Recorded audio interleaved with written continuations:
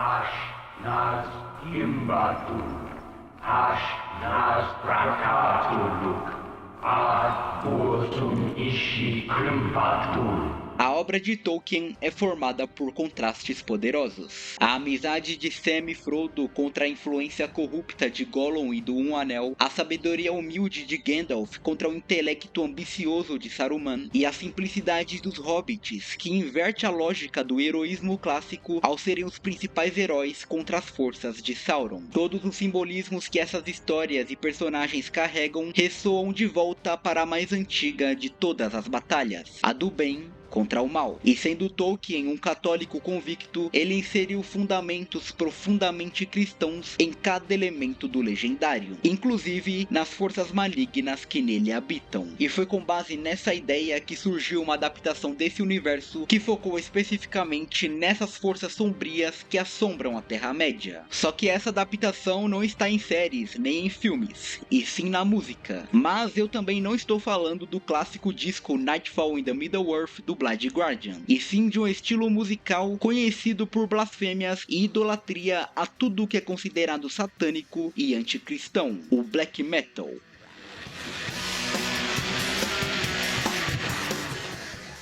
Fundada em Viena no início dos anos 90, a banda Summoning já se destacava desde sua concepção por sua sonoridade sombria e atmosférica, junto de suas letras altamente influenciadas pelos aspectos mais sombrios e contemplativos do universo criado por Tolkien. Mas para entendermos toda a proposta por trás da sonoridade e das letras dessa banda, primeiro nós temos que entender o que o mal significa dentro desse universo e como as suas representações se diferem de acordo com as palavras do próprio Tolkien.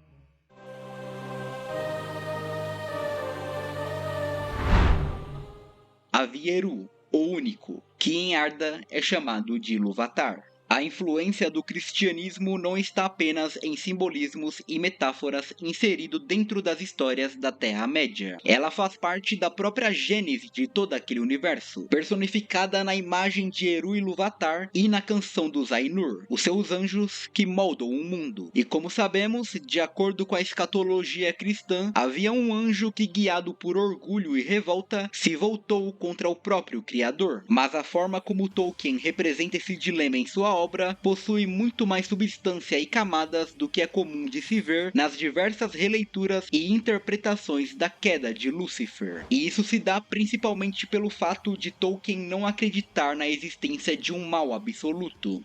Mordor, after all, is a principle of absolute evil. You don't believe in absolute evil, but you believe in absolute good. Então, a partir dessa visão sobre o mal, o seu universo não é formado por uma batalha primordial entre duas forças opostas que sempre existiram, e sim por uma batalha que surge a partir de uma força que ascende na intenção de se equiparar ao bem, e se equiparar no sentido de poder fazer aquilo que apenas o bem absoluto é capaz de fazer, que é a própria criação. E todo esse arquétipo dessa vontade voraz é incorporado em Melkor, o mais poderoso dos Ainur, que durante a canção que cantava com seus irmãos começa a inserir dissonâncias na música a partir de sua própria vontade de criação. Enquanto o tema se desenvolvia, no entanto, surgiu no coração de Melkor o impulso de entremear motivos de sua própria imaginação que não estavam em harmonia com o tema de Ilúvatar. Com isso, procurava aumentar o poder e a glória do papel a ele designado. Vejam como a palavra imaginação é utilizada nesse trecho de O Silmarillion. Ela é um diagnóstico da liberdade que os Ainur tinham dentro da canção de Ilúvatar, mas uma liberdade que foi utilizada para se afastar de tudo que era bom. Nesse caso, o próprio tema musical orquestrado por Ilúvatar. Isso demonstra que para Tolkien, o mal não é uma força opositora originada das raízes do universo, e sim uma corrupção, ou como no caso de Melkor, ao alterar a música de Ilúvatar, uma negação do bem. O mal é um sentimento e ação parasitária que surge a partir da existência do bem absoluto, e apenas assim ele consegue se manter vivo, já que sua incapacidade de criar algo novo e original se reflete nele mesmo, uma vez que o mal não possui substância própria. E tu, Melkor, verás que nenhum tema pode ser tocado sem ter em mim sua fonte mais remota, nem ninguém pode alterar a música contra a minha vontade. e aquele que tentar provará não ser senão meu instrumento na invenção de coisas ainda mais fantásticas que ele próprio nunca imaginou. Com essas falas de Ilúvatar, Melkor toma ciência completa do papel que sua vontade devastadora lhe daria, o de corromper, imitar e destruir as criações de Ilúvatar, contaminando todo o tecido do mundo com a sua malícia, para que assim a presença do mal persistisse para sempre. Nas suas mãos, elfos se tornaram orcs. Os Maiar, seduzidos por ele, se transformaram nos terríveis Balrogs. Fogo e feitiçaria deram luz aos temidos dragões. As árvores de Valinor despencaram sob seus pés. O rei dos Noldor é morto e as Silmarils são roubadas. E assim, Melkor se torna Morgoth, o primeiro Senhor Sombrio responsável por espalhar caos e destruição por toda a Arda durante a Primeira Era. Now there, and look out upon the lands where evil and despair come upon those whom thou lovest. Thou hast dared to mock me and to question the power of Melkor, master of the fates of Arda.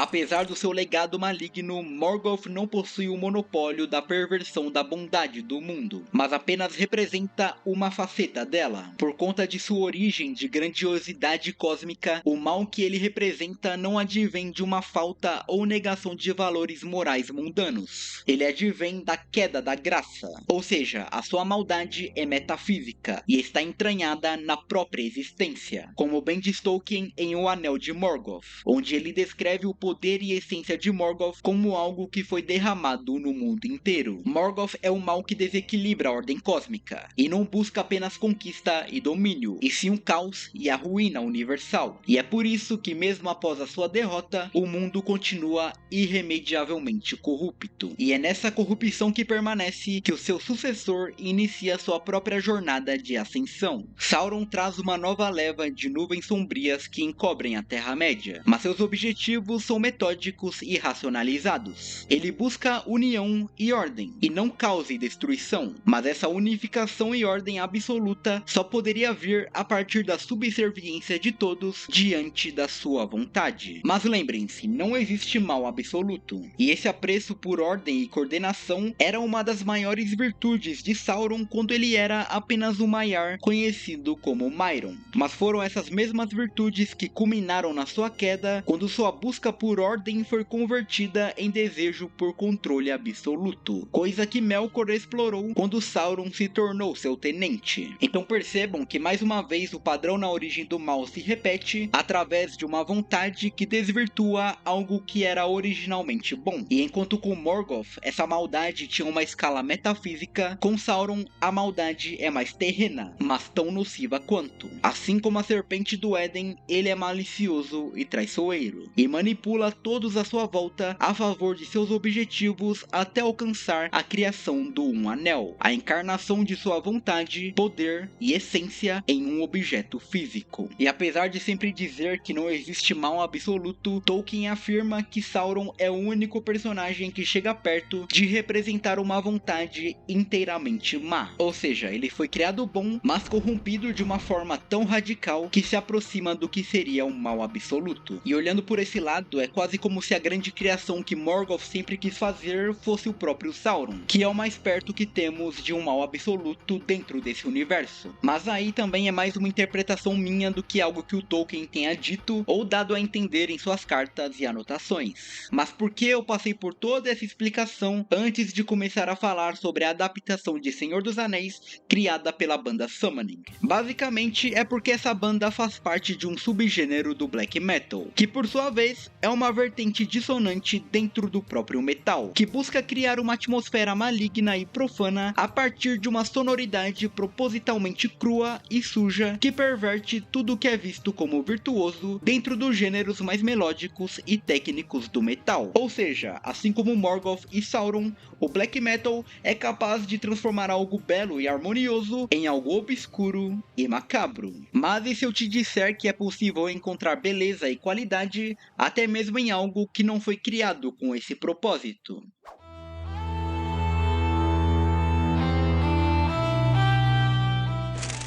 A relação que o universo do Tolkien tem com a música é uma coisa muito curiosa. Todo aquele mundo de fantasia foi criado através da música por Ilúvatar e os Ainur. E no nosso mundo, foi a música quem nos entregou as primeiras adaptações desse universo, muito antes do Peter Jackson dirigir sua trilogia ou a Amazon lançar sua série. Sirith Gorgor, Emil Muil, Amon Amarth, Karak Angren, Gorgoroth, Sirith Ungol, Azaghal, Isengard e até aquela banda norueguesa cujo único membro e fundador sofreu um vampetaço um tempo atrás. A quantidade de bandas de rock e metal que se inspiraram no universo de Tolkien é tão grande que é impossível compilar todas em uma única lista. Provavelmente a mais popular de todas dentro de um metal mais mainstream é o Blind Guardian, mas essa banda representa só a ponta do iceberg, e o livro O Senhor dos Metais mostra isso com perfeição, ao narrar toda a influência do legendário dentro desse gênero musical. Só que o mais surpreendente de tudo é que o black metal é um dos gêneros que mais bebem da fonte do legendário. E apesar da sua inspiração cristã, a obra do Tolkien e o próprio Tolkien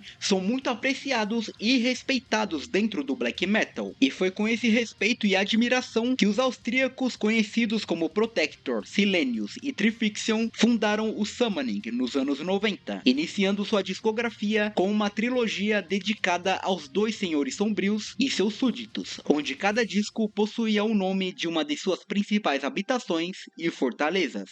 O primeiro disco foi chamado de Lugburs, o nome da Torre Negra de Sauron na língua negra de Mordor, e esse disco é o que possui a sonoridade mais diferente de toda a discografia da banda, já que ele se aproxima muito de um black metal mais tradicional, contendo uma sonoridade crua, suja e macabra, com vocais contorcidos e estranhos que muito se assemelham a orcs rugindo, o que combina perfeitamente com toda a temática de um disco que tem o nome da Torre Negra e cujas letras personificam toda a maldade que existe na Terra-média.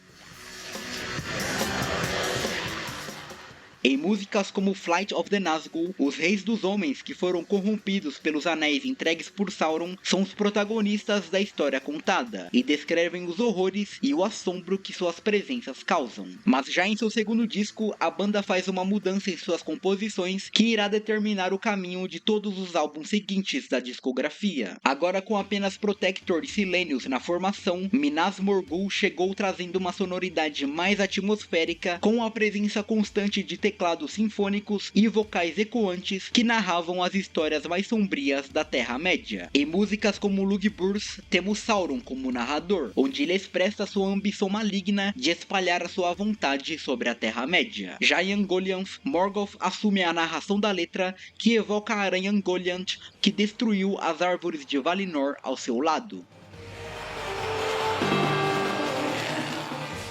No terceiro disco, intitulado Dol Guldur, o som atmosférico e sinfônico é aprimorado por uma produção mais refinada, enquanto os riffs de guitarra se tornam apenas um pano de fundo. Mas o tema das letras continua sendo o mesmo. Na música Casa Dûn, temos o presságio do despertar do Balrog, que será a ruína de Durin. Esses três discos são uma ode aos reinados malignos de Morgoth, Sauron e todas as criaturas malignas que a eles obedecem. Mas no disco seguinte, intitulado Stronghold, a banda incorpora uma sonoridade mais épica e contemplativa, com riffs melódicos em equilíbrio com passagens mais pesadas e uma distinção maior entre as vozes de Protector e Silenius, onde um possui um tom mais leve e ecoante, enquanto o outro soa mais visceral e agressivo, além de trazer coros e até vocais femininos em músicas com letras tiradas diretamente dos poemas e canções que fazem parte do Legendarium.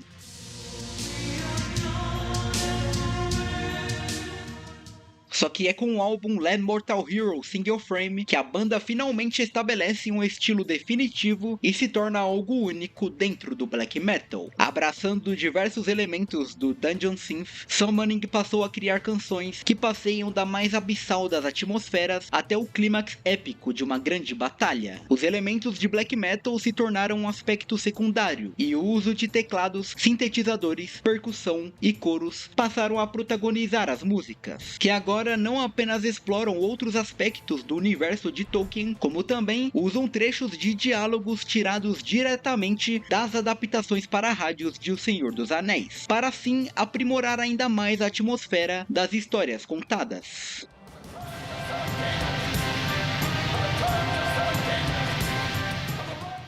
E essa nova proposta de explorar outras histórias e personagens da Terra-média continuou nos álbuns seguintes, principalmente em Old Morning's Dawns, que possui como tema de muitas de suas letras as histórias e lendas de Earendil, além de poemas que Tolkien escreveu durante a Primeira Guerra Mundial. Se você não conhece essa banda e é fã de Senhor dos Anéis, esse é o disco que eu mais recomendo para que você inicie essa jornada épica que essa banda criou através da música. Em canções como Flamethrower, Caradhras e Earthshine, Summoning mostra toda a sua versatilidade e talento musical, criando uma mistura harmônica entre um dos mais pesados gêneros do metal, com ritmos típicos de músicas folclóricas e a inebriante energia da música clássica, para criar a mais etérea e única das experiências. Um estilo de música tão mágico que só poderia ter saído direto da Terra-média.